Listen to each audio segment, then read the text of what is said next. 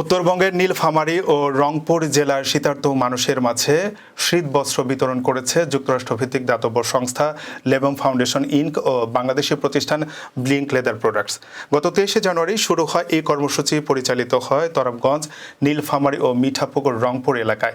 লেবম foundation ইনকের প্রতিষ্ঠাতা মোহাম্মদ লেবেম ও blink leather প্রোডাক্টসের শীর্ষ কর্মকর্তারা শীতবস্ত্র বিতরণে অংশ নেন।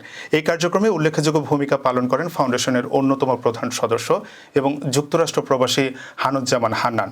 অনুষ্ঠানে বক্তব্য রাখতে গিয়ে মোহাম্মদ লেবেম বলেন, আমরা চাই সমাজের সুবিধা বঞ্চিত মানুষের পাশে দাঁড়াতে। আমাদের এই ক্ষুদ্র প্রচেষ্টা শীতার্ত মানুষের কষ্ট কিছুটা হলেও লাঘব করবে। এই উদ্যোগে উপস্থিত ছিলেন ব্লিঙ্ক লেদার প্রোডাক্টসের general manager M Sabed Ahmed, finance head Marufa Chowdhury এবং HR ম্যানেজার মোহাম্মদ আব্দুল আল ফারুক। এছাড়া তরফগঞ্জ পল্লী বিদ্যুৎ এলাকায় অঙ্কুর সিড সেন্টারের সমন্বয়কারী ফারুক রহমান ও স্থানীয় প্রতিনিধিরা কার্যক্রমে সহায়তা করেন।